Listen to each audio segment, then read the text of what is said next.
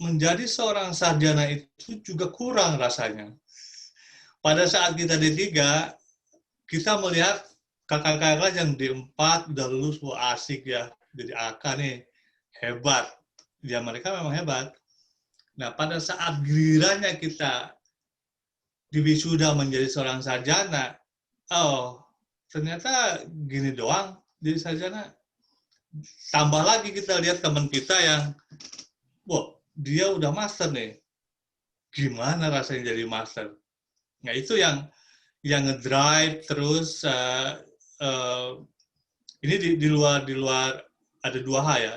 Satu, si pendidikan tersebut akan ngedorong karir di kantor.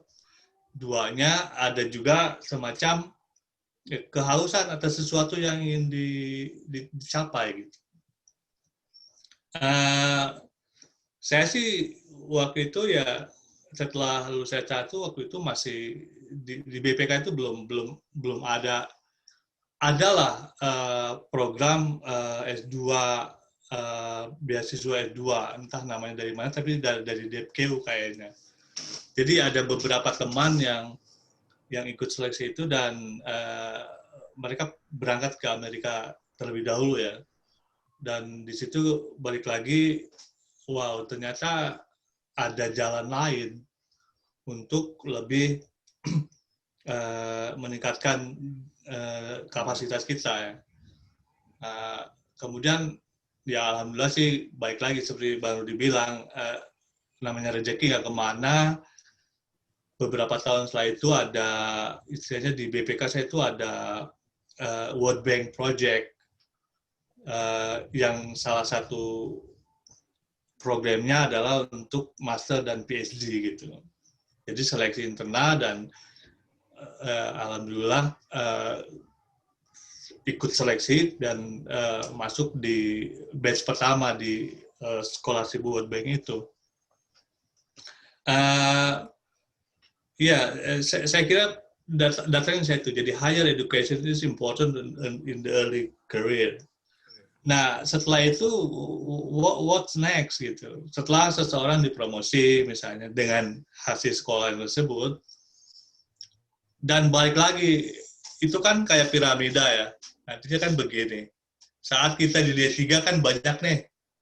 Kita S1 di sini, S2 di sini, apakah si S3 ini mendukung kita ada di puncak atau S2 ada di middle atau di puncak? Kita nggak tahu. Karena balik lagi namanya di kantor itu ada beberapa pertimbangan, ada dewan pertimbangan jabatan yang mereka memiliki pertimbangan tersendiri untuk memilih apakah si A, B, C ini bisa dipromosi atau tidak. Dan balik lagi, kalau ini yang saya ingat dulu ya, mungkin sekarang udah berubah.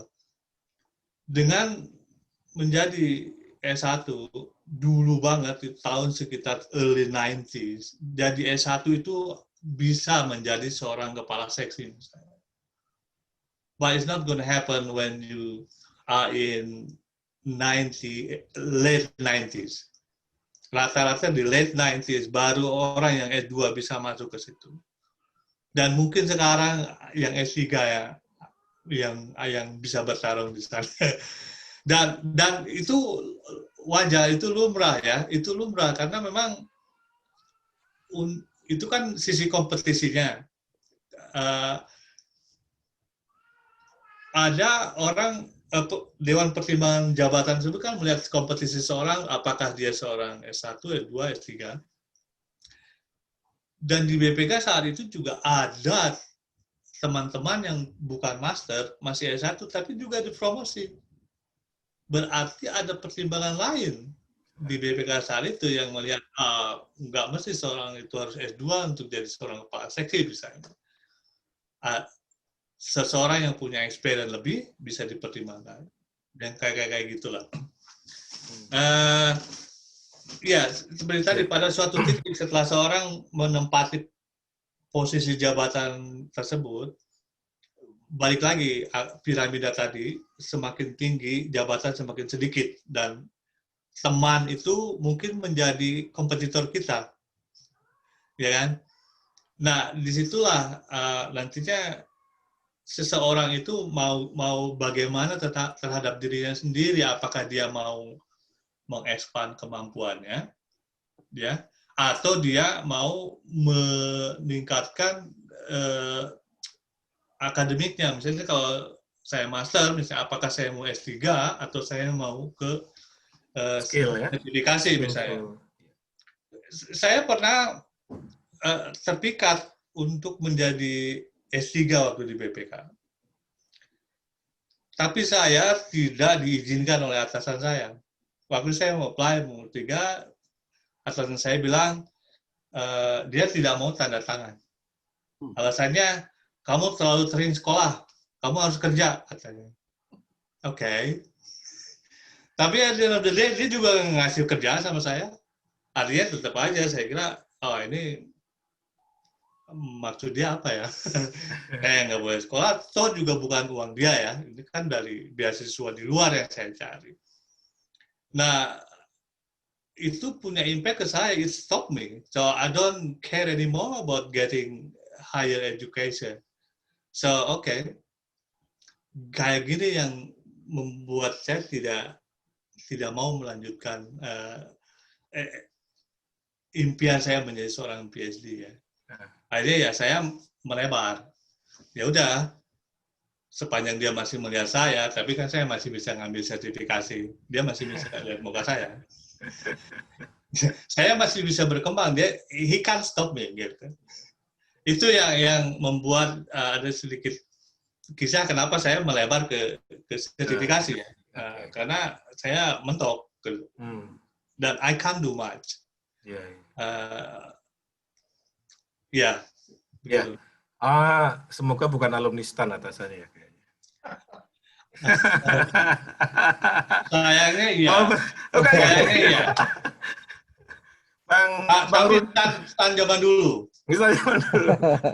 Ada Pak Ade ya.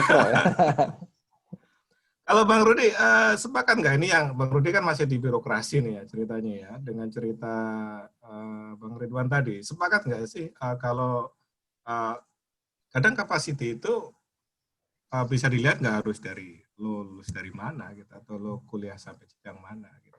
Tapi bahwa kuliah penting itu hal yang tadi ya tidak ternafikan. Faktanya gimana nih Bang Rudi kalau di pengalaman di birokrasi ini kan panjang nih pengalaman birokrasinya nih.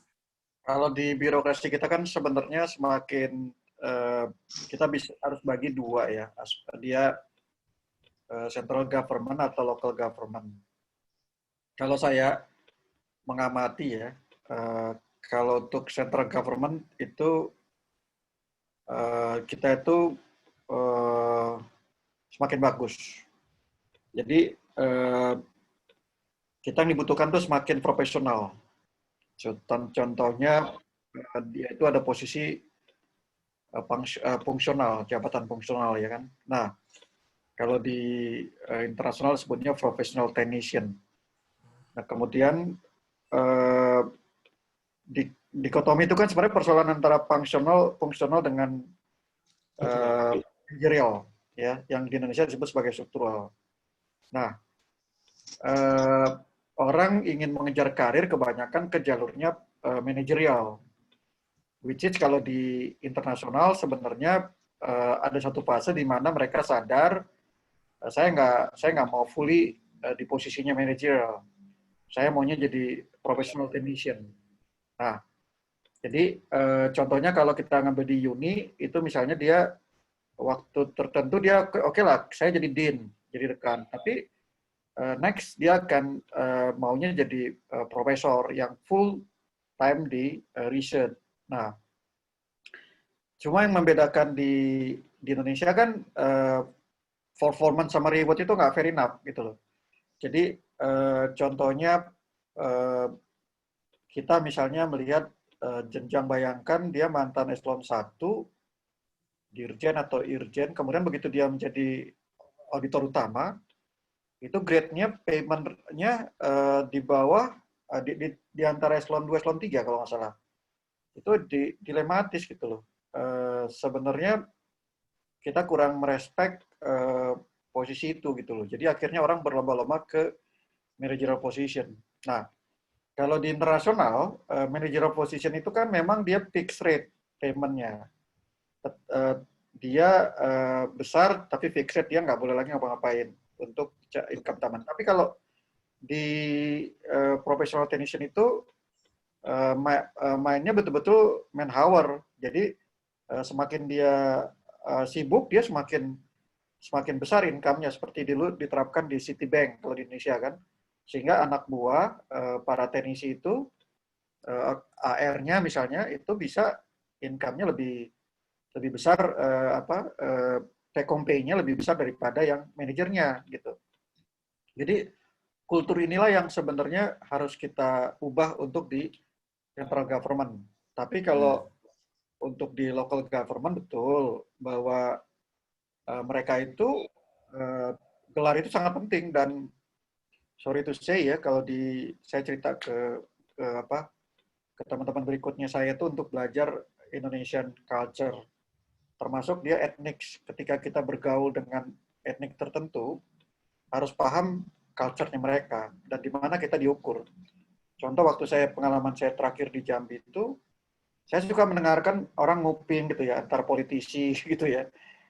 Terus kemudian antar pejabat atau apa gitu, pas lagi acara-acara makan-makan, ada undangan, undangan kawinan atau undangan selamatan tuh, di situ di sana kita akan knowledge-nya akan kita peroleh. Jadi bukan dari buku. Contohnya, saya surprise itu, finding saya itu, oh ternyata di daerah ini diukur itu bukan dari jabatan Anda gitu. Jadi di daerah itu lo mau jabatannya apa nggak mereka peduli, tapi ditanya anaknya siapa gitu. Jadi bisa kejadian dia tuh dikenalkan tuh bukan soal wakil ketua DPRD gitu ya. Ini wakil ketua DPRD, ini ketua fraksi ini, enggak. Jadi diambilnya itu adalah dia itu anaknya siapa, itu pertama. Nah, kedua, itu saya perhatikan ternyata mereka lihat gelar ya. Jadi status itu diukur dari gelar. Makanya akhirnya di daerah ini berlombalah mereka untuk mencari gelar gitu. Jadi kalau kita lihat Human Development Index itu mungkin termasuk tertinggi di Indonesia gitu. Saya juga surprise gitu. Rupanya karena belum untuk mencapai degree, kemudian ada yang dari APDN, ada yang dari mana-mana gitu kan. Itu yang kalau kita lihat bicara tentang kedoktoralnya agak malu juga sebenarnya saya sebagai PhD gitu. Kalau yang diomongin dengan yang gelar yang di itu kayaknya nggak pas gitu. Nah itu yang agak kegamangan. Jadi pahami kita sekarang lagi bermain di mana. Kalau di private sector itu jelas lah, itu jauh banget ya, dia nggak melihat degree. Tapi betul bahwa di private sector itu untuk rate, payment rate itu tetap begitu kita sudah di hire mereka, kita akan dihitung degree kita mana gitu ya. Jadi apakah S3 apa enggak itu pasti dihitung juga di private sector. Sama dengan kayak saya ngajar sekarang di BINUS ya, kalau begitu dulu rate saya S2 dengan S3 beda tarifnya, nggak perlu saya nego lagi gitu. Yeah. Jadi diferensiasi itu yang mungkin kita harus pahami di dalam situasi Indonesia saat sekarang yang sangat different ya, antara local sama central government itu jauh gapnya beda sekali gitu. Jadi mindset kita tuh harus tahu di mana sedang bermain. Dan juga kalau kita bicara di central government itu antar entitas gitu loh. Jadi kalau KMQ tuh ya nggak bisa kita samakan dengan Kementerian Sosial misalnya, atau kementerian-kementerian yang mungkin nggak jelas gitu ya. Itu harus paham di sini karena ada kementerian orang taunya itu udah sisa-sisa buangan, ampas-ampas dari kementerian lain gitu ya, masuk di kementerian ini. Sama dengan pola itu saya lihat di daerah juga gitu loh. Jadi kalau dinas koperasi itu udah sisa-sisanya dari dinas lain. Jadi kalau dinasnya keuangan, Badan Keuangan Daerah, terus Bapeda, itu semua adalah orang-orang yang memang championnya gitu. Jadi saya lihat perlu kalau kita bicara apakah gelar diperhitungkan, aspek tadi di mana kita bermain itu harus aware gitu. Kira-kira gitu. Jadi konteks jadi penting ya, artinya nggak bisa dipukul rata gitu ya. Konteks, ini tuh konteks. Nah, itu yang mungkin di Indonesia lemah. Jadi kita mengambil konklusi selalu menyamakan gitu loh, sama dengan kayak kita bilang political factor. Kalau dia di Kementerian Keuangan, iya ada dia perorangan intervensi kultural politikalnya, tapi kepala organisasi enggak. Kalau bilang sama orang KMQ-nya enggak, ya enggak. Sampai sekarang anggaran aja kan udah perintah presiden, tetap aja dia masih bandel juga kan orang KMQ kan. Udah approval-nya saya merasakan di kementerian susahnya banget kan. Kalau ikut perintah beneran kan ya semua dibuka longgar. Tapi governance sangat kuat di KMQ gitu. Saya pikir itu ya. Iya, jadi kalau nyambung Bang Rudi tadi, kalau dari New Zealand case gitu, in terms of remuneration itu private sector and public sector is the same. Jadi di New Zealand itu kalau Anda akan bekerja di private sector atau mau kerja di public sector, doesn't really matter. Karena yang didapat kurang lebih sama, karena mereka market based gitu. Jadi itu yang sedikit membedakan dengan di Indonesia. Mungkin saatnya nanti di Indonesia akan demikian. One day. Mungkin the next generasinya Subagio, generasi dermawan. Gitu. Amin. Ini kalau kelamaan Mas Bagio mau ke New Zealand katanya. Inland revenue. Iya. Oke. Jadi konteks jadi penting ya. Kalau di New Zealand mungkin nggak seberagam di Indonesia tadi ya. Kalau di Indonesia harus tidak sekedar pintar gitu ya, tapi harus pintar-pintar kira-kira gitu ya. Ya, karena gini Darmon, kalau di New Zealand itu kan mungkin juga agak berbeda karena kalau by research kan yang berhasil melakukan reform market base itu untuk public sektornya, kalau saya baca literatur ya, itu cuma New Zealand sejauh ini di dunia. Even Australia, APC-nya itu nggak berhasil gitu loh kalau kita mau jujur. Jadi bagaimana di sana geng itu untuk masuk itu juga masih kuat untuk karir gitu ya. Itu gengnya masih kuat APC, Australian Australian Public Service ya, APS ya. Nah itu nggak perform. Nah kemudian kalau kita tapi kan sebenarnya satu kesuksesan, satu keberhasilan itu ada satu kegagalan di baliknya. Satu kenikmatan, keindahan alam, ada kengerian di baliknya gitu. Jadi kalau kita lihat di Bali itu selalu indah, tapi selalu ada suatu ketika dia gempa. Seperti kemarin saya ke Kerinci. Jadi contoh yang saya cerita itulah saya bicara tentang perlunya WISE tadi kan. Yeah. Jadi contohnya gini, kalau di New Zealand itu karena dia berhasil melakukan reform besar-besaran, itu di level kementerian itu betul-betul policy. Operation itu tidak ada lagi di kementerian. Nah, itu dia dioperasikan itu di dirjen itu dipisahkan betul-betul dengan kementerian. Jadi dia betul-betul non-political si dirjennya itu, dan dia dijadikan seperti private sector gitu ya. Makanya bosnya juga disebut chief executive atau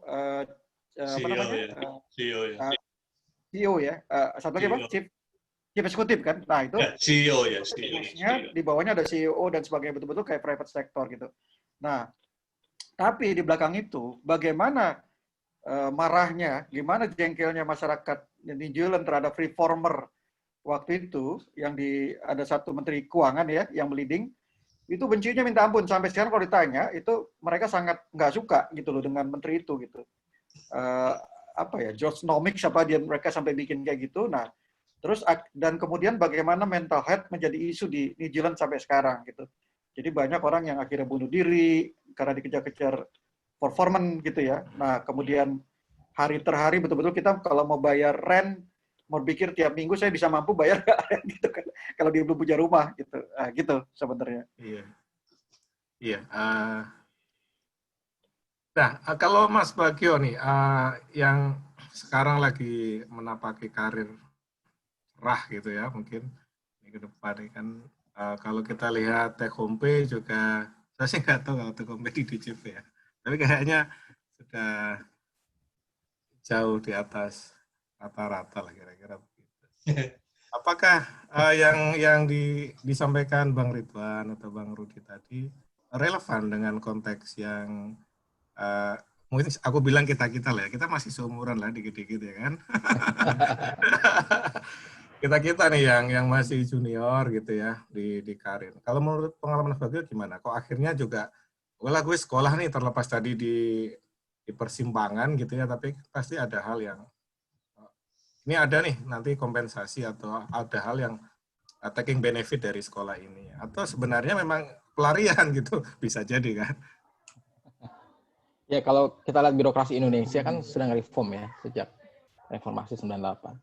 Jadi kita dulu yang sistem-sistem culture, kemudian sistem senioritas, pelan-pelan menuju ke arah merit ya, meritokrasi, birokrasi. Belum sempurna, tapi arahnya kuat sekali ke arah situ. Jadi yang kita mau sekarang mau birokrasi mau mempromosikan orang atau merekrut orang itu dilihat adalah kompetensi. Nah, gimana paling gampang melihat kompetensi? Ya pendidikan dong, ya kan? Pendidikannya apa, IP-nya berapa, itu paling gampang lah. Di samping yang lainnya lebih susah ngukurnya. Jadi yang dilihat pertama kali kalau ada promosi atau remunerasi yang dilihat adalah skill yang diproksikan atau di measure dengan pendidikan atau IP-nya gitu. Jadi sejak itu kan di birokrasi orang-orang teman-teman berlomba-lomba sekolah kan. Ada yang lewat beasiswa, ada yang lewat biaya sendiri, atau ada lewat jalur lain. Tapi kalau kita perhatikan sekarang ini, sebelum saya berangkat lah at least ya, udah agak bergeser lagi nih. Jadi sekarang, kalau kita banyak senior-senior yang sudah pendidikannya tinggi, tapi mungkin nggak terlalu serius dulu sekolahnya gitu ya, jadi malah backfire gitu. Ada pendidikan tinggi, tapi kok ketika dikasih jabatan tertentu kok kayak nggak kompeten gitu. Terus suka tampil tapi kok nggak ada isinya gitu, kayak tidak menguasai apa yang disampaikan gitu. Itu juga jadi backfire sekarang. Jadi sekarang harus lebih hati-hati nih. Kalau kita mau tetap di birokrasi, boleh sekolah tinggi, boleh kita tampil atau eksis di forum-forum media sosial atau di forum-forum akademik ya. Cuman kita juga harus punya produk yang bagus. Kita harus punya karya yang berkualitas, yang itu merefleksikan diri kita. Jadi sekarang arahnya tuh nggak cukup cuman gelar tinggi, mungkin zamannya Kang Ridwan dulu gelar tinggi udah cukup langsung promosi gitu ya. Sekarang sepertinya setelah gelar tinggi harus juga punya produk nih, produk yang dilihat orang. Karena produk ini nanti yang sekarang jadi refleksi skill atau kemampuannya orang ini gitu. Di samping pendidikannya tadi. Jadi pendidikannya supporting sekarang. Jadi produknya ini sama attitude-nya attitude di sehari-hari dan di media sosial terutama sekarang yang dilihat banget. Nah, kalau saya perhatikan di Australia itu agak beda tuh. Jadi birokrasi kita ini kalau di level atas di Australia itu sangat kental dikuasai politician ya. Jadi dari prime minister yang politician murni, kemudian prime minister ngangkat minister-minister yang juga politician murni, kemudian minister ini juga mengangkat level 1 atau eselon 1 lah kalau gitu ya. Itu juga yang dekat dengan politisi gitu. Nah, di level menengah ke bawahnya baru orang-orang profesional yang direkrut berdasarkan kompetensi dan skill-nya gitu. Jadi kalau di atas tuh sangat kental banget arahan dari partai yang berkuasa. Tapi kalau ketika ke bawah baru ke level operasional baru kelihatan dinamis dari sisi gimana interaksi dengan sosial atau dengan masyarakat gitu. Jadi agak beda nih kalau mau berkarir di birokrasi Indonesia atau birokrasi luar negeri seperti tadi Bang Rudi cerita juga kalau di New Zealand ya. Jadi kalau di birokrasi di luar negeri sepertinya pendidikan nggak terlalu penting. Yang penting itu kita punya track record yang bagus dan kita menguasai hal itu, halnya spesifik aja. Misalnya kalau mau kerja di ETO gitu, ya harus menguasain masalah pajak. Yang lain nggak nguasain nggak apa-apa, yang penting masalah pajaknya sangat hebat, sangat jago gitu ya. Kemudian nggak punya masalah di belakang, nggak punya banyak masalah sosial ya, itu juga kayaknya jadi pertimbangan. Itu Mas Moko. Iya, jadi sekarang harus ada value added ya. Jadi bicaranya sekolah tetap akan dihitung mungkin di awal gitu ya. Wah, pulang dari Australia kan gitu. Terus selanjutnya nanti akan bilang bisa apa lo kan gitu ya. Kira-kira gitu ya tadi ya. Jadi akan ada performance measurement yang lain yang akan diukur. Nah, di sini mungkin ini jadi penting ini karena tadi soal wisdom, kemudian tadi yang disampaikan Bang Ridwan juga soal skill itu harus jadi blended begitu ya. Harus di blended jadinya. Satu, sekolah, yang kedua harus ada wisdomnya, kontekstual tadi itu, value di mana kita ada harus kita pahami gitu ya. Dan yang tidak kalah penting juga kita harus skillful dan juga bisa menghasilkan sesuatu yang konkret kan gitu ya. Wah, menarik ini. Wah, ini tip yang lengkap ini mungkin buat agak kompleks ya, tapi ini luar biasa. Tapi sebelum kita akan sampai jam 8:30, di mana saya ada beberapa request dikit sebelum nanti ke pertanyaan ke teman-teman. Ini dari teman-teman maksud saya. Buat bertiga nih, abang-abang, Bang Rudi, Bang Ridwan, dan juga Mas Bagio. Ada nggak sih yang belum kesampaian sih kalau kita bicara karir hari ini? Udah nyaman belum sih yang sekarang atau masih ada pengen-pengen lagi apa gitu? Mungkin Mas Bagio dulu deh. Oh, saya dulu ya. Belum ya. Honestly belum. Saya waktu berangkat ke sini tahun 4 waktu itu. Jadi masih banyak lah yang mau saya kerjakan, mau saya buat lah untuk negara, untuk society ya. Jadi belum sampai yang level yang comfort zone ya. Gitu Mas Moko. Apa yang kira-kira pengen Masih banyak sih yang saya impikan ya, cita-citakan gitu. Oke. Mungkin karena terlalu banyak nih Mas Bagio nih. Kalau Bang Ridwan apa nih? Ada satu hal yang apa? Yang apakah udahlah ini udah nih di New Zealand Ya. Atau ada hal lain yang memang dipengin sekali gitu atau gimana?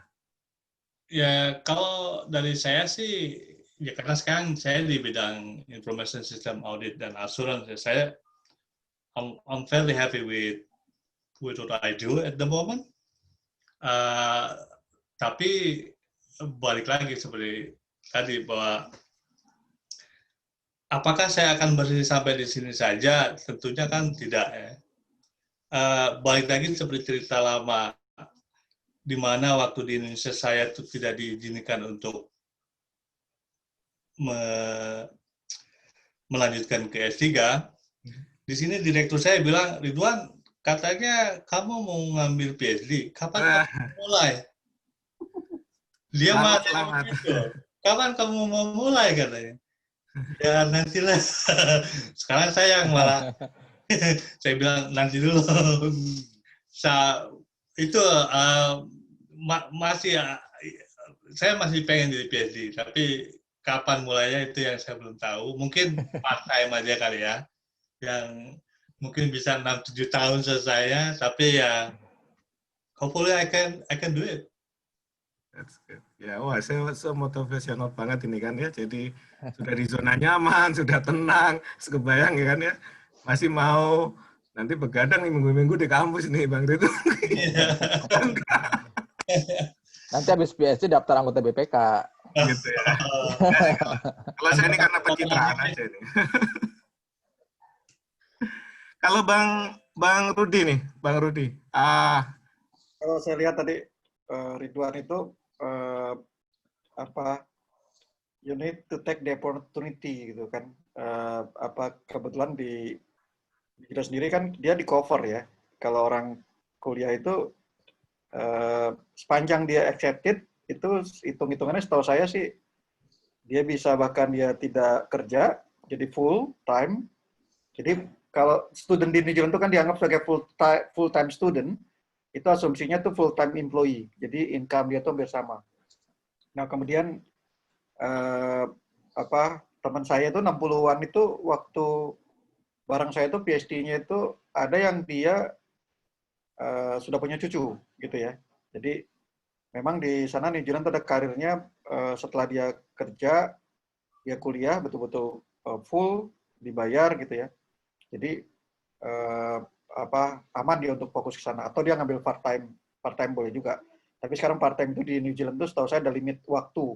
Jadi nggak seperti dulu lagi bisa 6 tahun gitu ya, dikunci. Nah, ada satu orang yang barang saya itu jengkel dia dikasih part time tapi waktunya dikompres, lagi dia resign.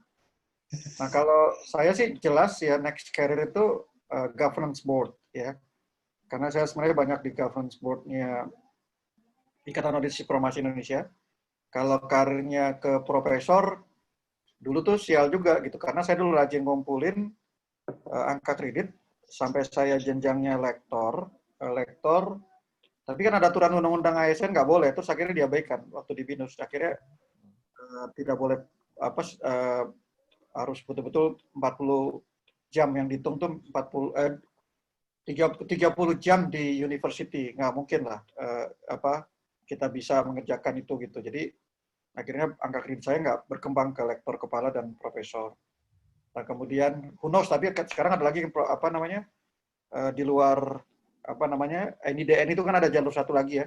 NIDK. Saya nggak tahu kenapa ya NIDK itu kan banyak juga yang akhirnya tiba-tiba menjadi profesor. Itu dia kan mungkin dia yang di BPK anggotanya banyak sekali sudah jadi profesor gitu, mungkin kita lihat aja. Nah yang jelas next year itu I want to be one of the ministers ya, one of the minister Indonesia gitu. Saya pengennya sih bukan Ministry of Finance ya, saya Minister of Public Sector Reform lah ya, karena gemes ya itu harus di sana paling enggak ya. Kalau teman-teman saya sih udah jelas pada yang dulu saya kasih tahu cara anti corruption malah jadi menteri ya. Pak Teten itu kan dulu teman saya. Itu udah bisa jadi menteri gitu ya. Nah, terus kenapa saya enggak gitu loh. Jadi cuma tadi karirnya mungkin tidak dari politisi ya, bukan dari political parties gitu. Mungkin dari profesional ya. Kira-kira gitu. Ya, wah luar biasa. Jadi itu yang akan menghidupi gitu ya. Semangat itu yang akan menghidupi kan gitu ya.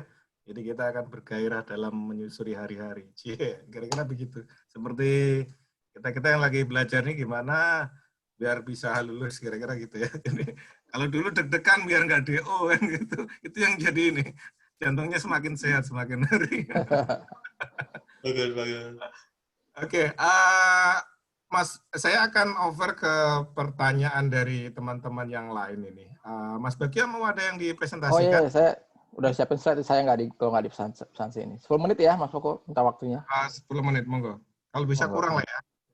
Oke. Kan biasa 3 minute thesis presentation kan? Slide-nya dikit kok. Oke, jadi waktu baca judulnya ini dari teman-teman, What Next, Study or Career?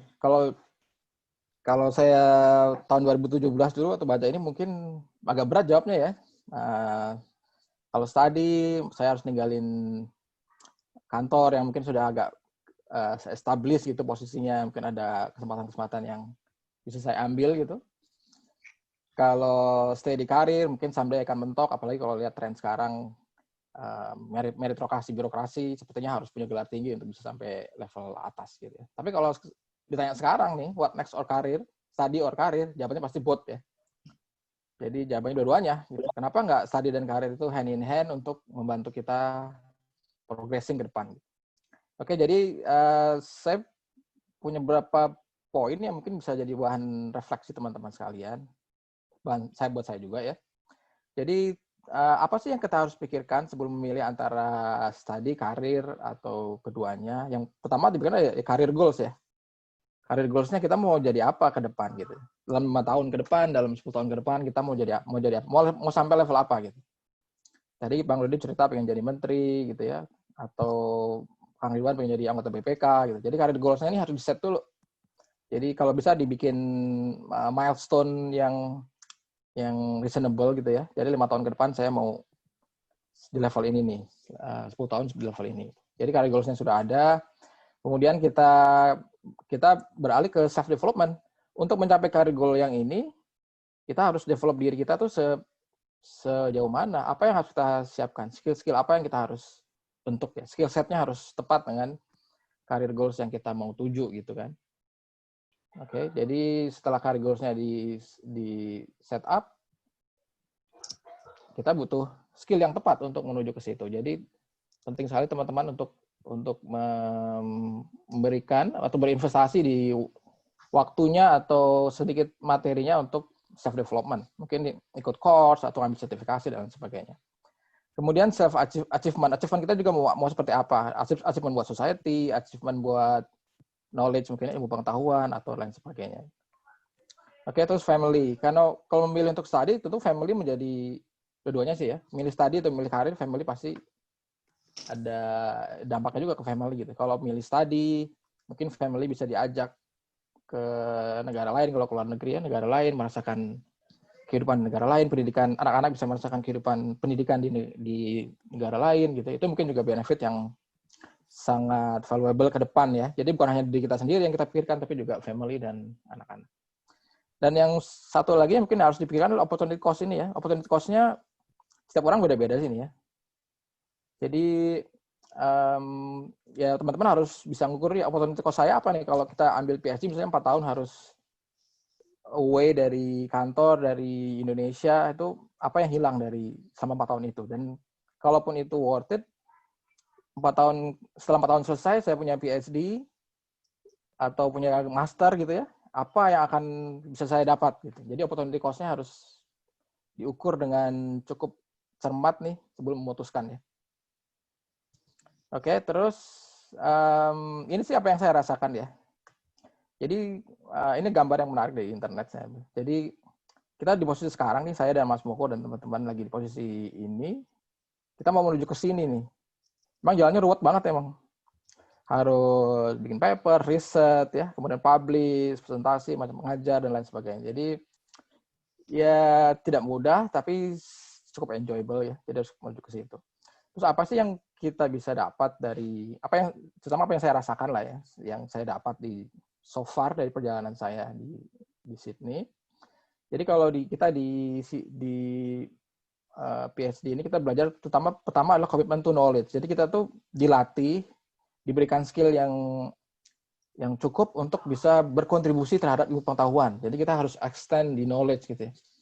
Jadi kalau di bidang kita terutama, kalau kita sudah punya skill yang tepat, kita bisa menghasilkan sesuatu yang bisa menambah pengetahuan orang gitu. Jadi menambah, kalau istilah gampangnya mungkin adding one brick to the body of knowledge gitu. Jadi knowledge itu adalah tembok, kita mau tambah satu brick aja, satu bata dengan cara yang tepat ya, cara yang bisa diakui sebagai knowledge yang baru. Kemudian saya belajar juga perseverance. Jadi kita harus pantang menyerah, gigih. Jadi kalau ketemu hambatan apapun terus maju, jangan berhenti sampai selesai. Terus punya ambisi, harus ambisi ya. Jadi kalau punya paper atau punya ide itu harus bisa dipublish jurnal yang paling bagus.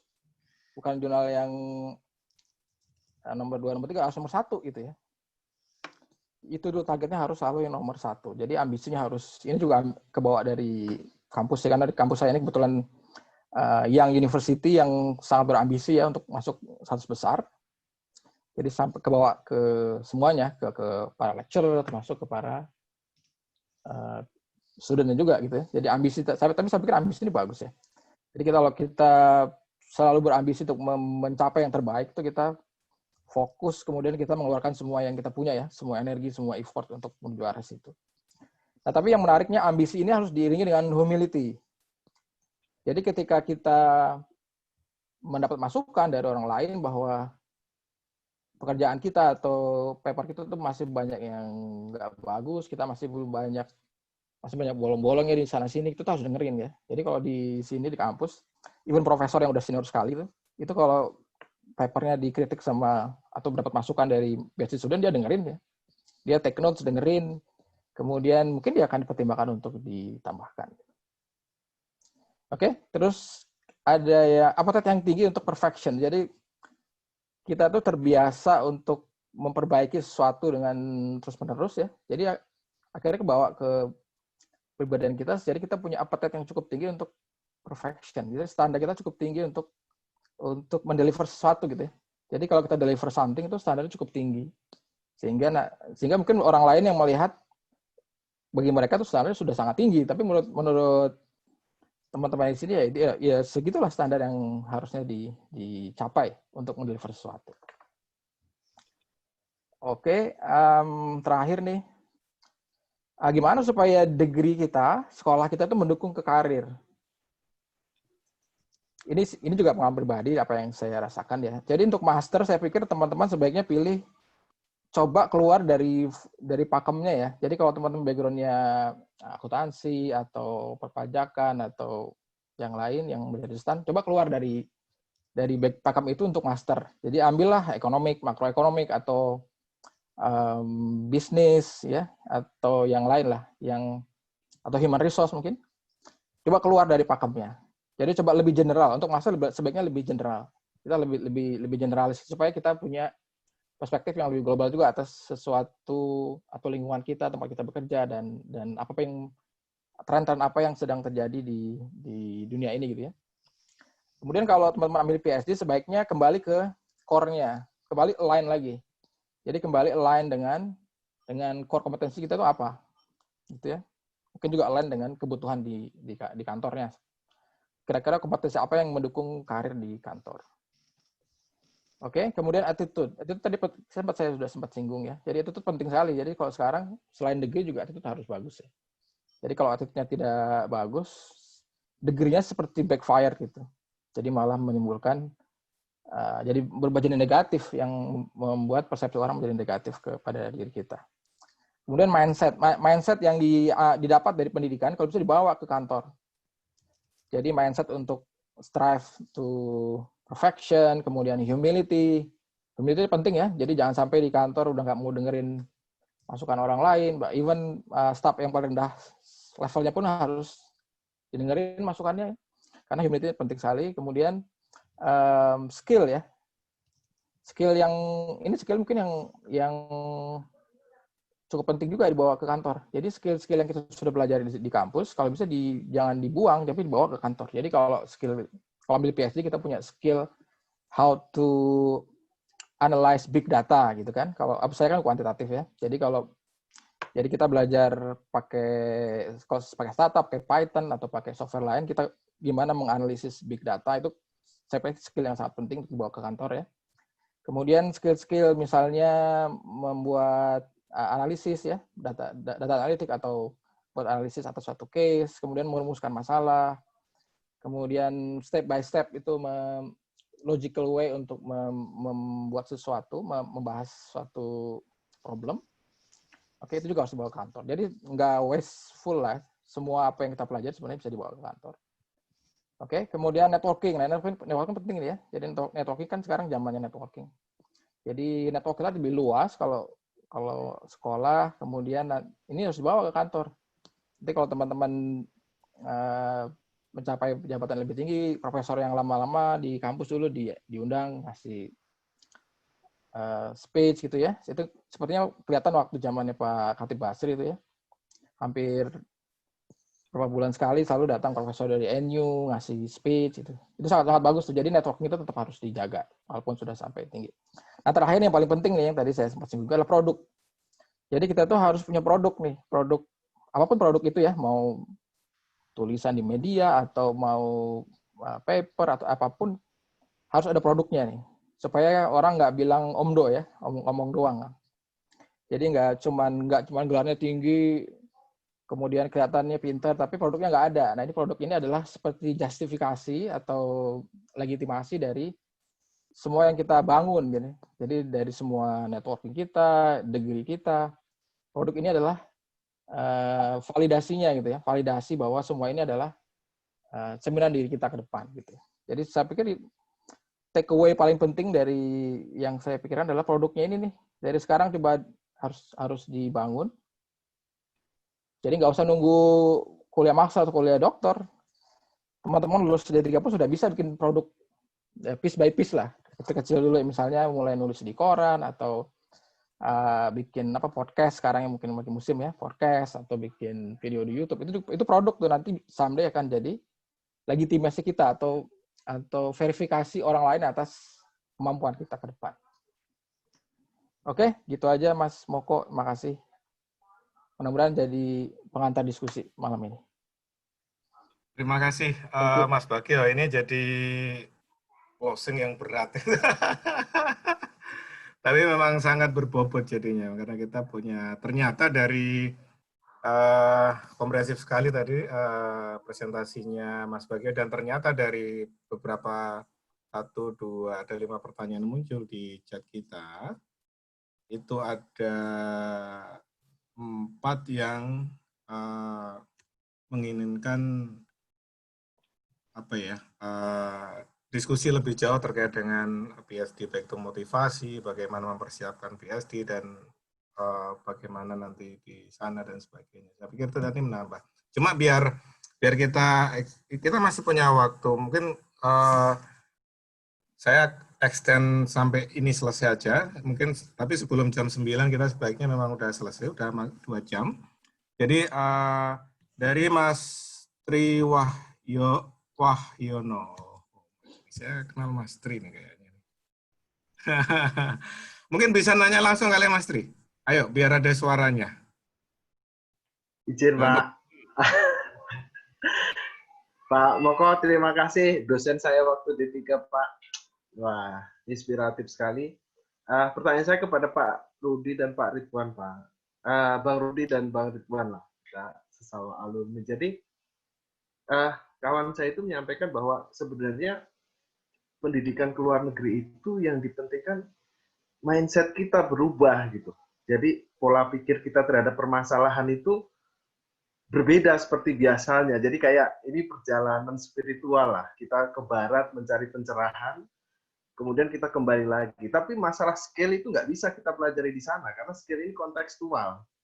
Sesuai dengan konteks di Indonesia, kan kita kembali ke Indonesia lagi. Karena budaya, kemudian keseharian, hubungan komunikasi, segala macam, semuanya berubah gitu. Nah, bagaimana pendapat Bang Rudi dan Bang Ridwan nih? Mohon izin Bang Bagio nanti kalau ada cukup waktunya, karena kalau saya tanya semua nanti kelamaan waktunya. Thank you Bang Moko. Sukses. Monggo Bang Rudi dan Bang Ridwan langsung direspon. Kan pertanyaannya bukan sekolah level apa ya, tapi sekolah ke luar negerinya ya. Jadi bukan sekolah dalam negeri. Iya, iya Bang. Jadi kalau sekolah ke luar negeri itu sebenarnya cuma yang paling utama tuh merubah mindset memang. Jadi skill itu ya lokal, kebutuhan lokal. Misalnya sama dengan skill set yang diperoleh di Indonesia, begitu dia di New Zealand dia harus dimodifikasi. Orang-orang yang belajar dari New Zealand begitu masuk ke Indonesia atau dari Australia harus disesuaikan lagi gitu. Cara dia yang paling gampang mungkin alat toolsnya obengnya New Zealand tuh beda dengan obengnya di Indonesia. Kalau kita ngebuka alat listrik, ya nggak? Saya suka bongkar alat listrik, saya cari obengnya susah banget, nggak dapat gitu. Jadi harus betul-betul pakai, nggak dijual khusus gitu. Kalau Indonesia kita bisa beli obeng sendiri. Gitu. Jadi mindset, kalau saya tambah lagi satu, kalau mau jadi PhD itu sebenarnya ya tadi untuk merubah otak secara total. Makanya disebutnya namanya PhD itu kan permanent head damage gitu kan. Jadi kalau kepalanya headnya belum damage gitu ya, belum rusak, itu belum jadi PhD gitu.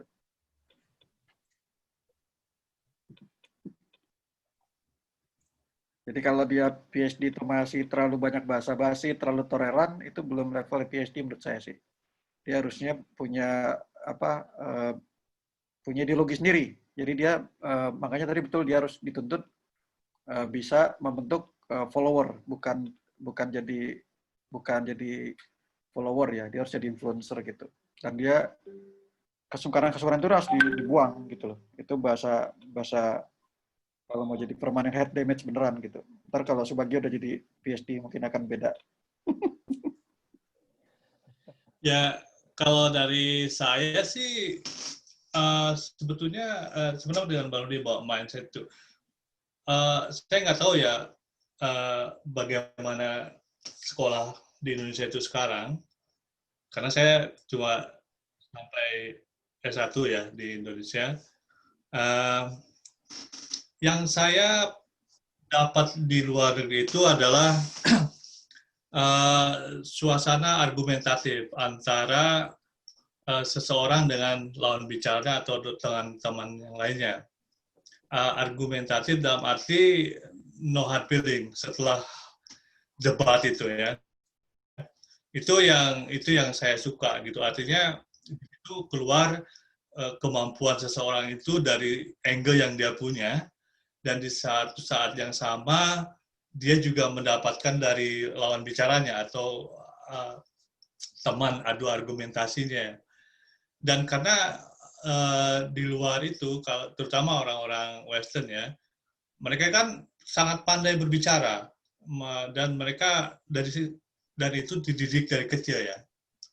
Sedangkan kita itu dari Asia itu lebih cenderung ke lebih analitikal atau hitungan, ya. Jadi di situ yang saya belajar dari mereka adalah bagaimana saya menggunakan kelebihan saya itu dengan mencoba mengambil apa yang saya tidak punya sebelumnya, dalam arti suasana argumentatif itu.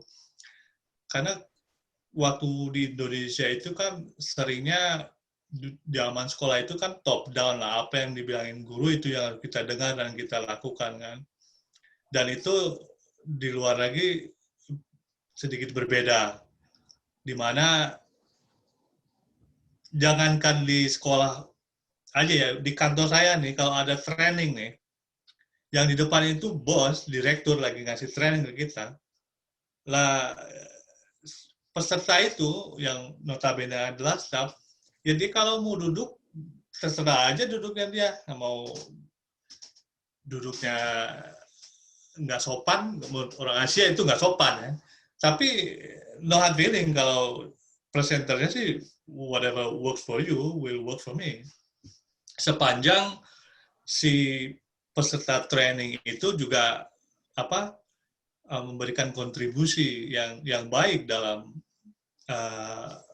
suasana training tersebut.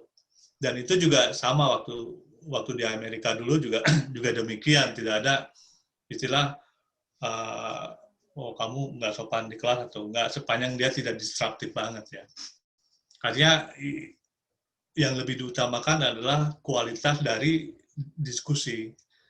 Dan balik lagi, kalau yang saya alami di sini, waktu bekerja di sini, selama bekerja di sini adalah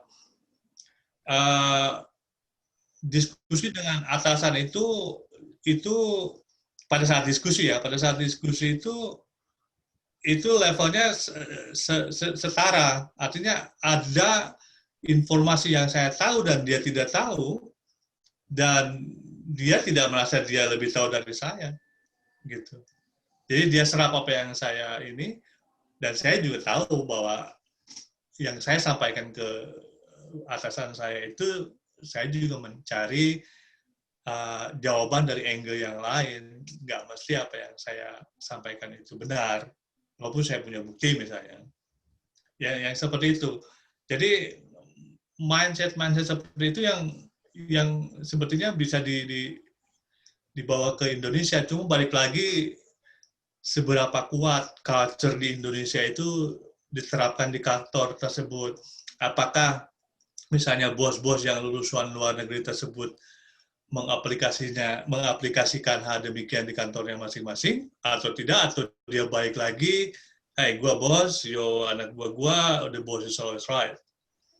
Itu balik lagi kepada culture sama persona dari seseorang tersebut. Dan harapan saya sih, saya kira bos-bos Indonesia yang pernah belajar di luar negeri, misalnya pernah sekolah luar negeri, itu akan lebih wise, lebih relax gitu. Karena kayak sekarang nih, di kantor saya, kalau bos saya haus ya dia ke dapur sendiri. Kalau di Indonesia kan suka pakai kata kiasan, aduh haus nih, ya anak buahnya sibuk nyariin bapak mau minum apa gitu. Why we have to do that? We don't need to do that. Ya kan? Kalau misalnya bos saya mau moto kopi, saya tawarin. Pernah saya pertama-tama datang kan, culture orang Indonesia menawarkan apa yang bisa saya lakukan untuk Anda? Dan jawaban bos saya, no, I can do it by myself. Hal-hal seperti itulah.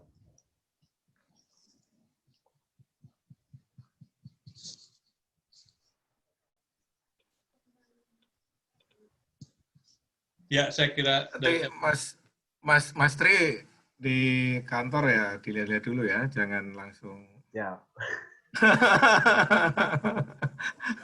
Pak Rudi itu mantan bos saya, Pak.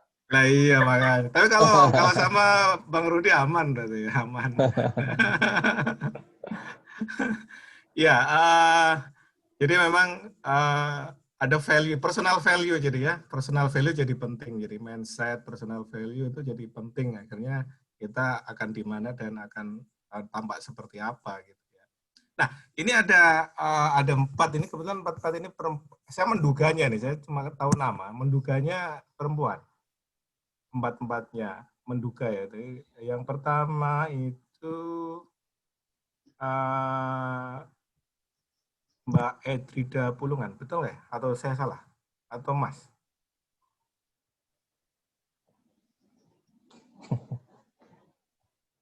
Sebentar. Yang kedua ada Mbak Yekti. Bener Mbak tuh. Benar Mbak ya. Yang ketiga ada Mbak Mitra, betul nggak ya? Atau Mas Mitra? Mitra Mbak. Mitra Mbak. Nah, yang terakhir ada Mbak Sofia Mahardianing Tias. Ini agak-agak yakin ini. 99% Mbak ini kayaknya. Oke, ada 4 yang topiknya mirip, yaitu terkait dengan doktoral, terkait dengan apa motivasinya, kemudian apa namanya, bagaimana di sana, bagaimana mendapat kesempatan itu, kan gitu ya. Nah, mungkin biar enak, saya tadi dari Mbak Edrida dulu ya, coba Mbak Edrida, monggo disampaikan nih. Di mute, kayaknya di mute masih ya. Nggak kedengeran Mbak Edrida? Kedengeran suaranya Mbak Edrida.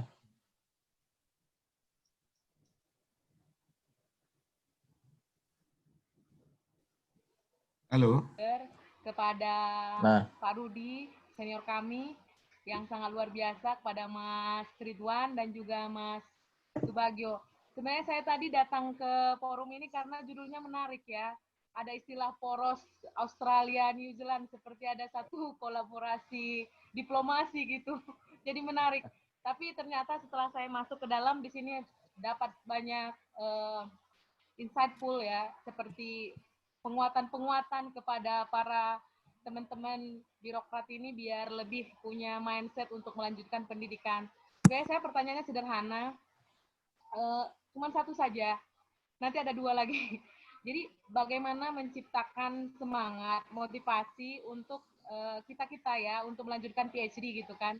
Karena pada dasarnya nggak semua instansi atau lembaga itu memberdayakan orang-orang yang memang punya visi atau misalnya ingin menambah kualifikasinya gitu. Itu bagaimana cara memotivasinya sehingga itu worth it gitu kan. Karena ada kalanya kan orang-orang yang memang thinker, extrovert gitu di kantor itu kan nggak banyak. Jadi dia kadang seperti orang-orang yang harus terus mencari sampai menemukan di manalah dia berlabuh. Terus yang kedua, saya pernah baca satu buku ya. Sebenarnya di masa depan itu adalah milik-milik orang generalis. Di samping kita selalu mengatakan orang spesialis itu sangat banyak dibutuhkan gitu. Tapi setelah dibaca-baca dan dilihat perkembangan zaman sekarang benar juga. Karena semua itu nanti akan terkolaborasi menjadi satu kebijakan gitu. Jadi apakah memang ke depan itu di dalam birokrasi kita membutuhkan banyak pemimpin-pemimpin, leader-leader di semua institusi atau lembaga itu orang-orang yang bisa mengcapture, mengakomodasi sesuatu sehingga memang kebijakan di salah satu kementerian atau lembaga itu bisa bisa diimplementasikan dengan baik gitu. Itu pertanyaan dari saya. Salam kenal buat teman-teman semua. Saya Edrida Pulungan dari Sekjen DPD RI. Terima kasih. Makasih Mbak Edrida. Iya, makasih Mbak Edrida.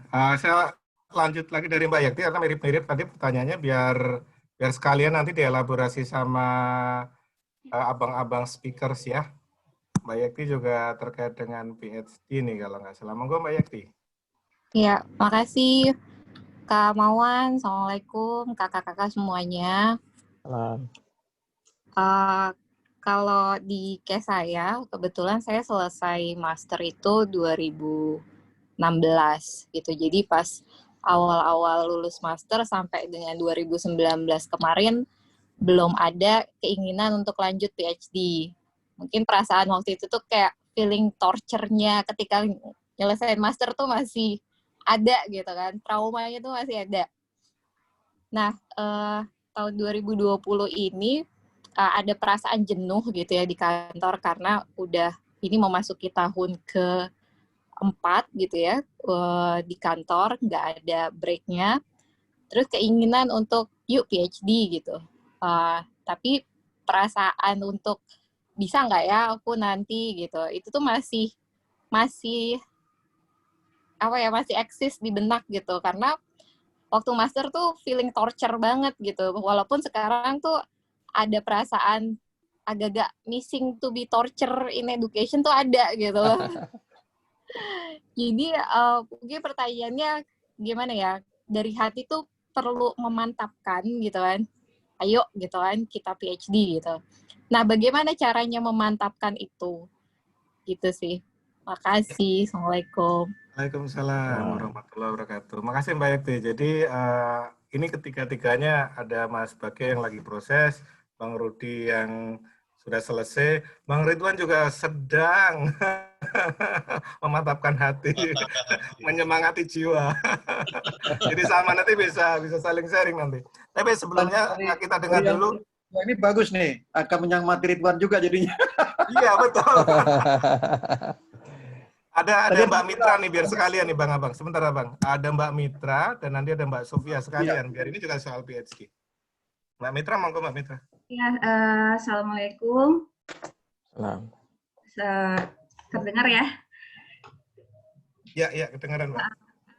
Mungkin saya ingin bertanya khususnya buat abang-abang yang lagi mengejar PhD atau mungkin yang sudah atau yang juga sedang berniat. Saya pengen ini aja bertanya. Saya pernah sering baca dan sering lihat-lihat tulisan-tulisan dan komen-komen di media sosial terkait PhD. Kalau PhD itu sebenarnya is not for everyone ya, karena PhD itu sangat komitmennya harus tinggi, endurance-nya harus bagus terhadap dunia penelitian, menulis, dan sebagainya. Sehingga sebaiknya yang mengambil PhD itu memang orang-orang yang nantinya atau mungkin sudah berkecimpung dalam bidang pendidikan, mungkin seperti dosen, atau mungkin orang-orang yang riset ya, orang-orang peneliti gitu. Nah, pertanyaan saya, ini kan saya kan PNS ya, PNS yang tupoksinya bukan peneliti gitu. Saya di central government lah ya, cuman kita kan sehari-hari, walaupun kegiatannya terkait kebijakan, public policy dan lain-lain, tapi kan untuk nulis rutin itu kan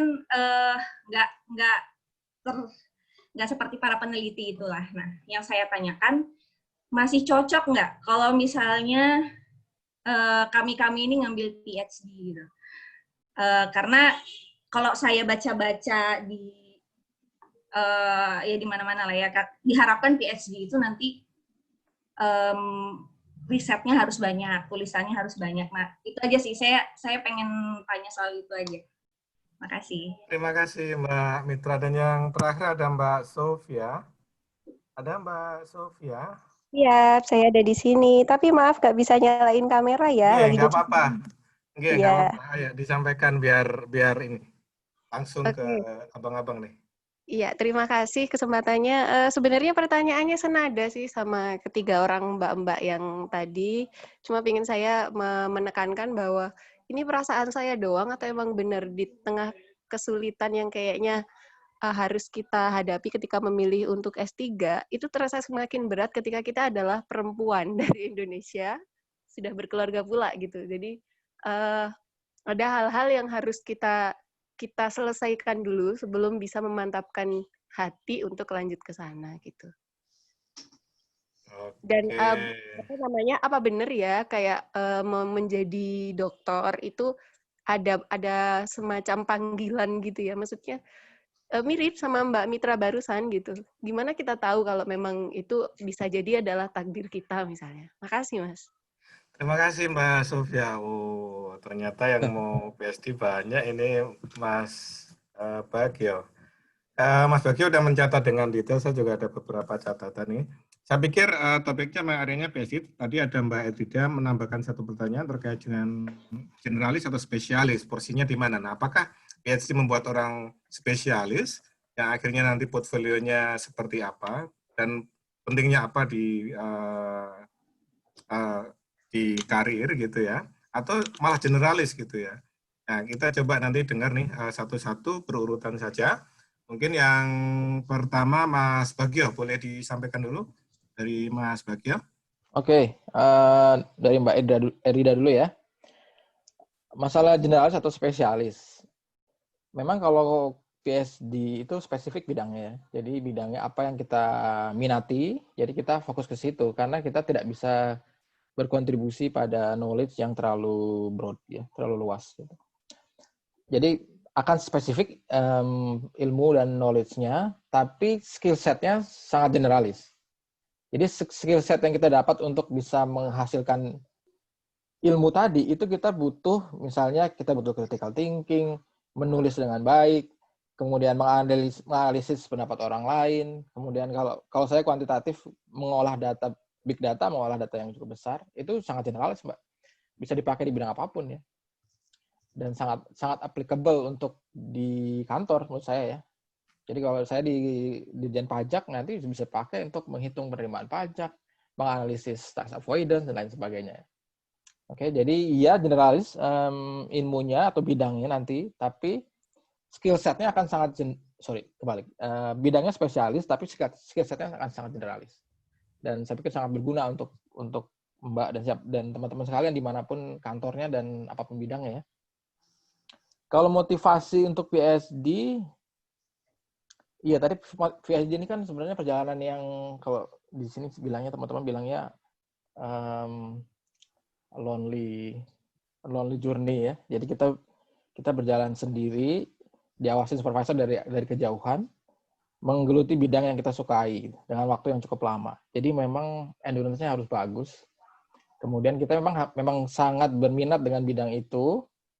Kemudian kita yakin bahwa yang kita lakukan ini ada kontribusinya, ada manfaatnya ke depan yang bermanfaat buat pengetahuan dan society gitu ya. Jadi saya pikir kalau PhD motivasinya hanya untuk misalnya supaya promosi atau supaya punya gelar PhD gitu ya, supaya dilihat orang, agak susah tuh Mbak. Nanti di tengah jalan bisa KO, nggak sampai garis finish tuh. Karena kita butuh endurance yang sangat kuat kan. Karena maraton nih, PhD ini maraton bukan sprint ya. Itu untuk Mbak Edrida. Semuanya tuh betul tuh Mas. Oke, langsung sekalian. Semuanya ya. Untuk Yakti. Tortured ya. Senang banget ini istilahnya nih, tortured by education. Yakti saya mengalami yang Yakti rasakan ini tahun-tahun 2016 sampai 2017 ya. Mungkin saya sebutnya sebagai mid career dilema lah gitu ya. Jadi merasakan sesuatu yang saya mau kemana sih ini ya. Kalau di kantor kayaknya yang promosi pada dokter semua. Saya mungkin nggak, kalau saya gini aja saya nggak akan promosi nih.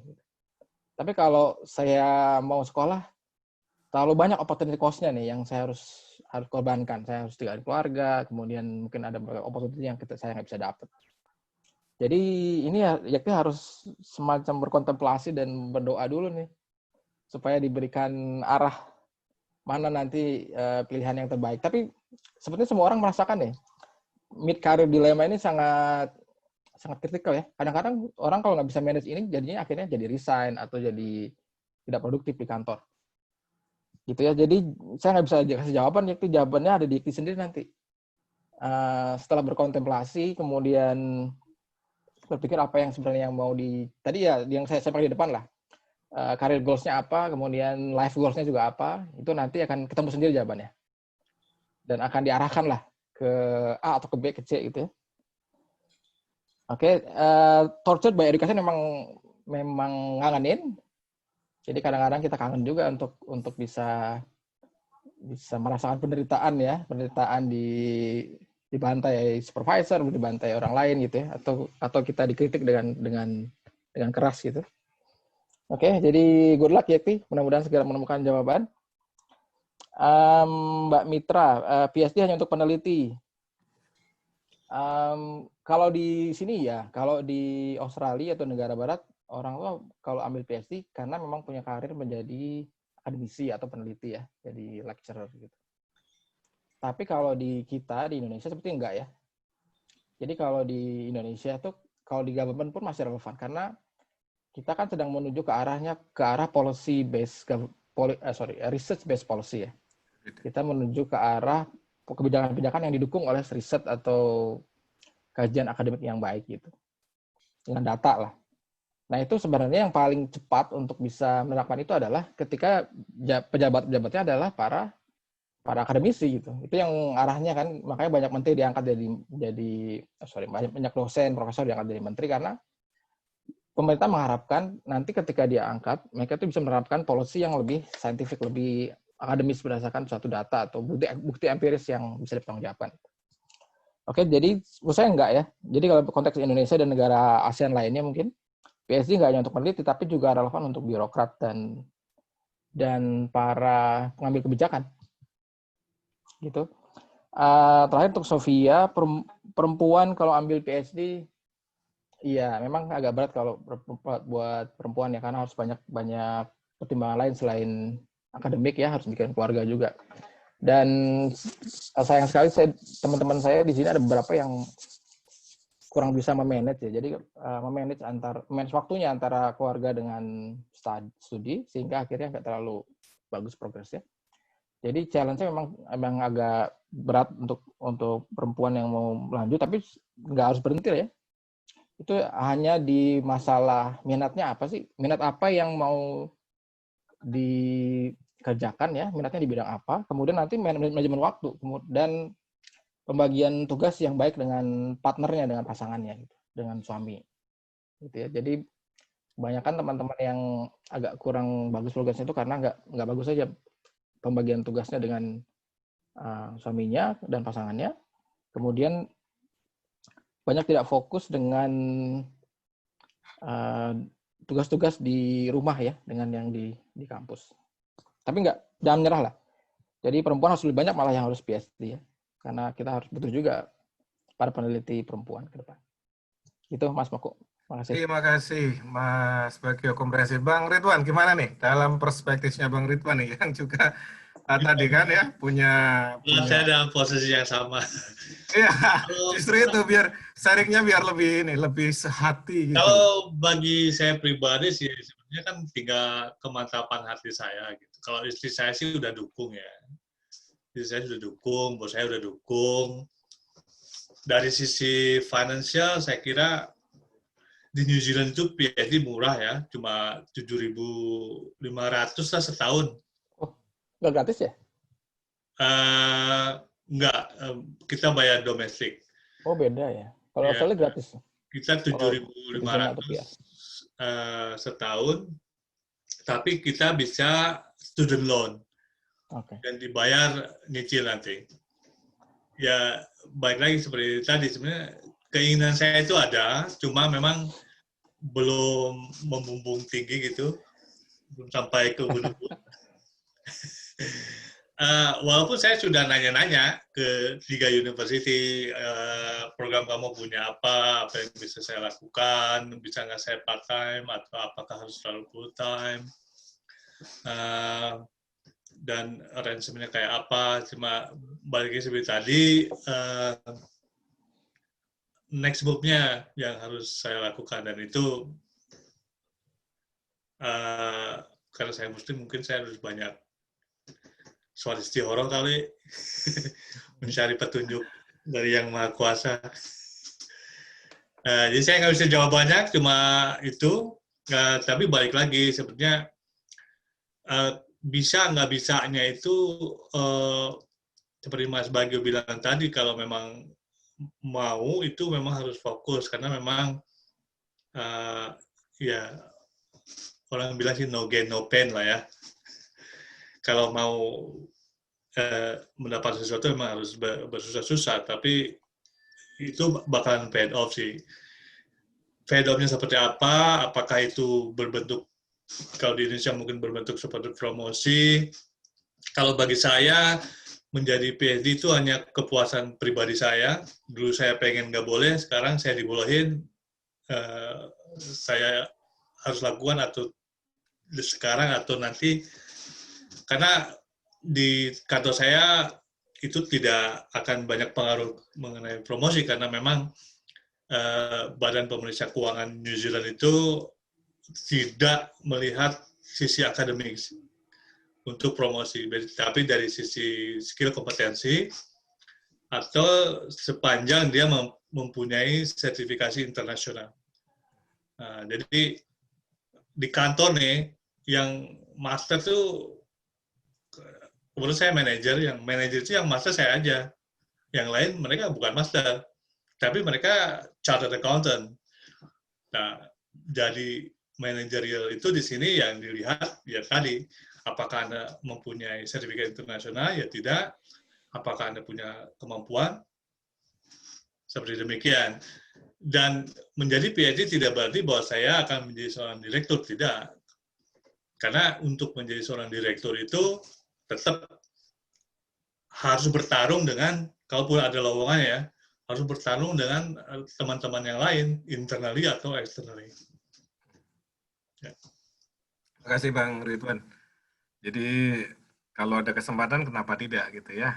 Jadi cari pengalaman baru gitu ya kira-kira ya. Jadi kita tunggu nanti. Insya Allah. Semoga saya masih bisa main ke New Zealand nanti. Siap. Bang Rudi, monggo. Bang Rudi masih ada nggih? Siap, Bang Rudi. Gimana nih teman-teman? Jadi soal banyak dari ibu-ibu ya. Nggih, saya lihat semua ibu-ibu. Sama dengan yang dialami siapa tuh? Yekti ya. Sama sebenarnya sih. Case-nya dulu ketika karir itu, saya dulu eselon 4 itu eselon termuda rasanya. Terus kemudian eselon 3 itu termuda 3 termuda. Nah itu memang ada jadi handicap untuk terus-menerus berpikir kuliah gitu ya. Itu accident aja waktu itu sebenarnya. Dulu ada Agus Purita, direktur teman saya, itu yang ngasih bawain itunya. Datang lagi ke ruangan saya dulu waktu saya di satu unit, udah sampai ada yang proposalnya sudah ngasih ke saya orang luar. Teman saya di luar, formnya DS, udah saya mau ngisi, malas banget gitu mah ngisinya. Terus pindah unit, tahu dibawakan formnya langsung akhirnya, dan juga dikasih contoh proposalnya. Nih, proposalnya cuma 3 halaman, Yud. Lo harus kuliah katanya. Yaudah gue bikin, terus submit ke profesornya dia, yang sama juga, review sebentar, lo kok di-accept gitu kan dengan beberapa modifikasi gitu ya. Barulah di situ akhirnya PD untuk proses berikutnya. Nah kemudian memang untuk diterima itu tidak mudah ya, seorang PhD ya. Mencari profesornya harus dari sekarang. Jadi kalau saya posisinya itu mungkin dari awal harusnya sih. Mumpung masih muda, tidak posisi saya dulu berapa ya, umurnya 42 kalau nggak salah baru. Saya terpikir, 42 terakhir. Saya terlalu pede dengan adanya waktu itu terima. Jadi, padahal sudah terakhir umurnya waktu itu kan. Ternyata dia karena yang apply-nya cewek-cewek, ya udah. Yang dari timur lagi kan, priority-nya di sana. Nah, jadi, nasihat saya sih, biasa orang yang menasihati itu ya orang yang gagal di masa lalunya gitu. biasanya dia tidak menasihati yang tidak gagal gitu, tidak gagal di masa lalunya gitu. Jadi kalau kita banyak bercerita sesuatu hal, berarti sesuatu hal yang dulu dia gagal. Jadi dia gagal itu adalah saya gagal dari segi waktu, ya.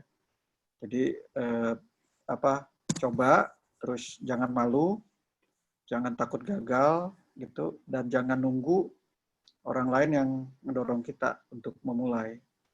Bahwa pada akhirnya di belakang itu ada masalah, dipakai atau tidak, itu nggak ada urusannya lah. Bahwa itu mau jadi karir, mau ini, yang penting nikmati aja prosesnya gitu loh. Kalau kita memang ada peluang, ambil aja gitu. Tadi kayak Ridwan gitu ya ambil aja gitu. Nggak ada manfaatnya begini ya ntar soal lain gitu, nggak ada karir. Jadi karena gini, kalau kita semakin berumur ya ada sisi positifnya. Kalau kita sudah mature di dalam, saya udah 20-an tahun masa kerja, jadi saya udah piagam 24 tahun kalau masalah masa kerja saya. Saya tuh ngambil PhD itu. Jadi ada sisi positifnya, ketika membaca literatur itu gampang gitu. Oh paham, ini tentang ini. Jadi karena dari pengalaman sudah ngerti berbagai term itu, ini paling bicara ini, jadi saya cepat. Jadi profesor saya juga bilang, saya tuh bisa baca sesuatu yang sangat teliti, yang kecil, yang kadang-kadang kan diuji di profesor di situ kan. Kita baca nggak satu artikel di mana titik lemahnya artikel itu gitu. Nah, sudah bertahun-tahun riset, orang-orang sudah menghasilkan, sudah publikasi. Kalau kita nggak bisa baca satu term aja yang aneh di situ, tuh berarti kita nggak bisa terus gitu. Jadi kemampuan tadi kritikal tadi mungkin dari pengalaman kerja ya. Nah, dan memang kalau bagi yang masih muda itu nggak dapat gitu. Saya lihat cocoknya mungkin nanti ngambilnya di kuantitatif ya, sekedar uji gitu ya, melakukan development model gitu ya. Tapi kalau untuk yang kualitatif jangan di yang masih muda nanti risetnya, karena saya cocok untuk yang senior saya lihat ya kalau untuk riset kualitatif. Kemudian kalau tadi bahwa keluarga dan sebagainya itu nggak usah terlalu dipikirin lah. Masa diterima juga belum, terus sudah nanyain ntar gimana? Kalau ntar nggak diterima terus ini baru pikirin lagi gitu kan. Jadi yang penting kita uji aja bahwa diterima apa enggak gitu loh. Dan saya selalu, posisi saya sih selalu support ya. Dan saya bersyukur itu saya punya mentor, punya pimpinan tuh bagus-bagus ya. Saya ditakdirkan dapat pimpinan atasan tuh yang bagus-bagus, walaupun ada yang kurang bagus ya tinggal kita bagaimana menyesuaikan sebenarnya. Jadi masa depan kita kan tergantung kita sendiri gitu. Jadi apalagi peluang para wanita nih 4-nya harusnya masih muda-muda ya, sekarang harusnya nulis itunya, proposalnya. Saya dulu review ada satu dokter tuh udah pulang dari Inggris, itu 5 kali bolak-baliknya tuh. Akhirnya diterima 7 universitas, 7 profesor kalau nggak salah. Itu untuk saya pengen dulu sebenarnya mengembangkan sharing review gitu ya. Nah kayak gitu tuh harus mulai dari sekarang lah kalau memang mau serius mau ngambil PhD ya. Terima kasih Bang Rudi. Tanya sebenarnya yang tua, gimana yang di atas 50-an? Ini ada teman saya di WhatsApp, saya bilang kan sebenarnya belajar tuh nggak kenal umur gitu, dan juga tidak mesti di luar negeri. Di Indonesia saya juga bagus kok, UGM setahu saya tuh bagus ya, matang ya saya lihat. Risetnya itu ada Rijal itu saya lihat critical teorinya juga bagus. Unpad semakin bagus saya lihat, tidak lagi Universitas Paksi Doktor.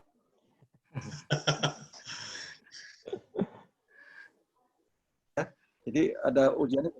Sidang terbuka itu membuat malu juga organisasi universitas itu untuk mengoreksi. Jadi mungkin perlu dipertimbangkan apa di dalam negeri kalau nanti sudah diterima gitu. Yang penting apply dulu, cari fundingnya gitu, baru berpikir. Saya dulu ada yang kritik orang gitu. Terus saya mau begini, ntar begini. Apa kasihan organisasi. Terus dia bilang begini, kalau seandainya kamu keluar, kamu tinggalkan organisasi, apa kantormu mati gitu kan? Nggak mati kan? Ya juga.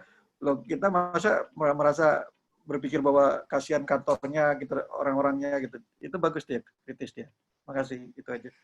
Makasih Bang Rudi. Wah, kita sudah di limit time, udah 9:01, jadi sebelum berakhir, satu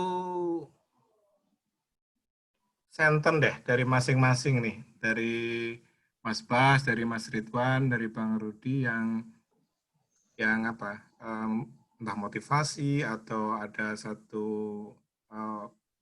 apa namanya jargon atau apapun itu yang terkait dengan urusan sekolah dan karir, dan juga bagaimana nanti itu bisa papan gitu ya, pas, dan juga bisa membuat satu nilai lebih buat diri kita nih.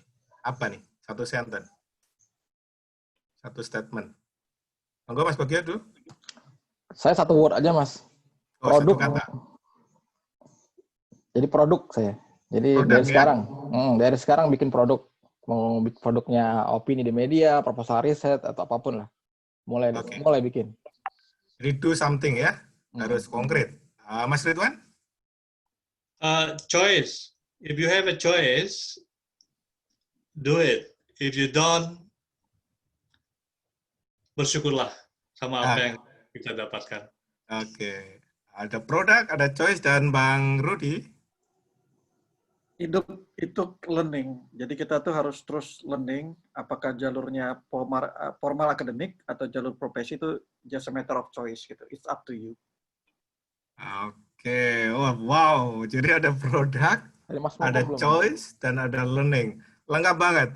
Terima kasih banyak teman-teman, abang-abang semua, Mas Bagio, Bang Rudi, dan Bang Ridwan. Dari saya tambah satu kata, cinta.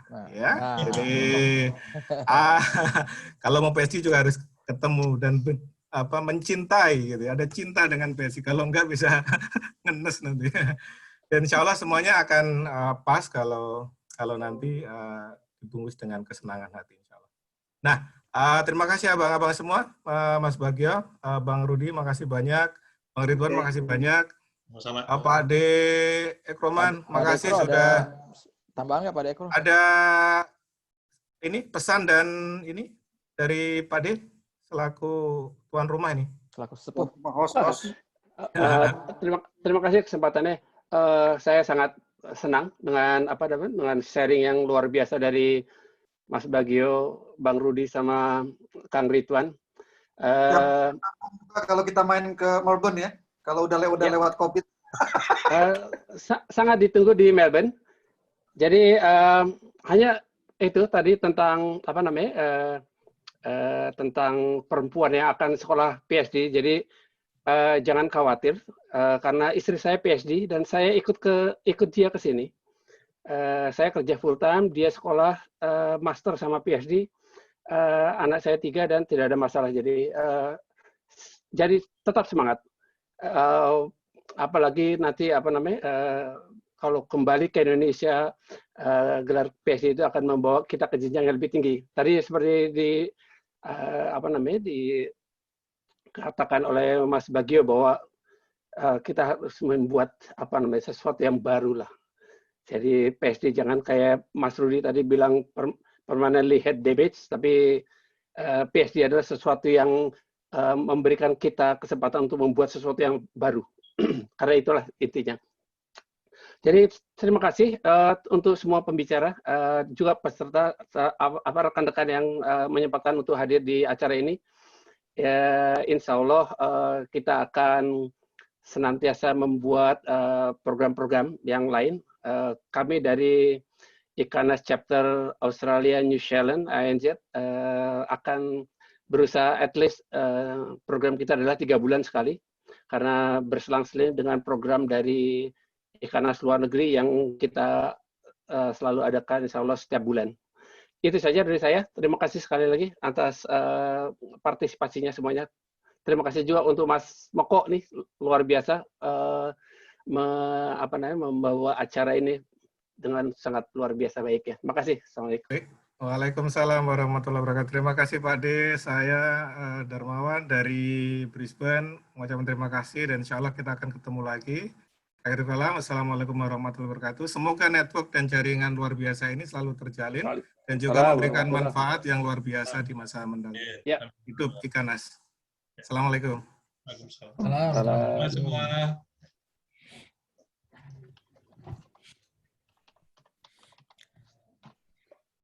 ya semua. Terima kasih. Mas Bagio, makasih ya. Sama Yakti. Mas Mawan, makasih. Good luck ya Yakti. Amin.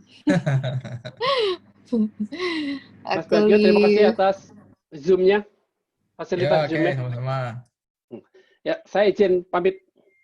Oke, aku close ya. Ya. Terima kasih Pak. Makasih Mas Bagio. Terima kasih.